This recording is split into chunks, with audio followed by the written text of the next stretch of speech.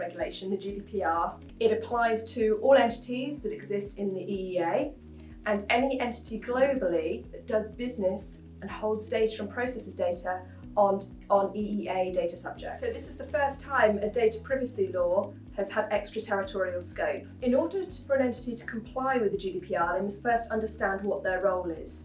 Their role is going to be one of two things, either a controller or a processor. A controller is an entity who determines the ways and means of processing the data. So essentially they make all the decisions. They decide what data is going to be collected, how it's going to be processed, what happens to it, when it gets deleted, and everything there is about that data. A processor will normally be a separate entity that processes on behalf of the controller. So that will often be an outsourced partner.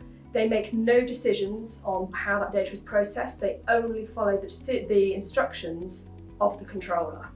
So the best way to think of it is an amoeba. A processor has no brain. It's not allowed to make the decisions or even think about what it's doing. It can only comply with instructions that came from the controller.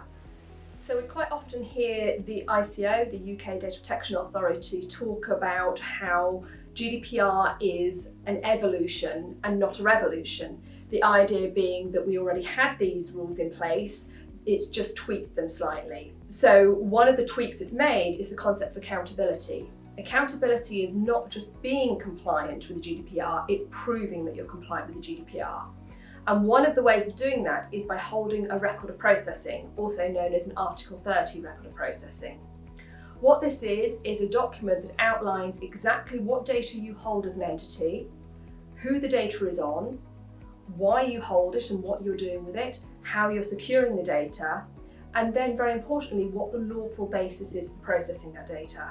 In theory, you only need a record of processing if you have more than 250 employees. There's a couple of other criteria there, which when you actually bring those in, mean that almost everybody needs to hold a record of processing. Those criteria will be that the data you process isn't occasional processing, that the data you process doesn't have any risk to the individual, that you don't process special category data, which is data which could cause you to be discriminated against, and you don't hold any criminal conviction data.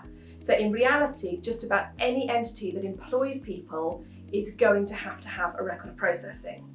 Not only that, but there are other parts of the GDPR that you have to comply with, for example, the rights of the individual, that there is just no way you could fulfill those rights if you don't know what data you hold. So it's sensible for any entity that is processing data to keep a record of their processing activities as a living document that's updated regularly and is a true reflection of what they currently do.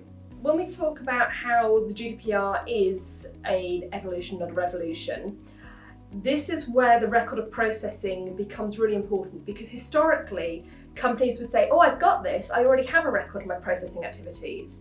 In reality, what they generally have is an asset register, and an asset register tells you where data is held.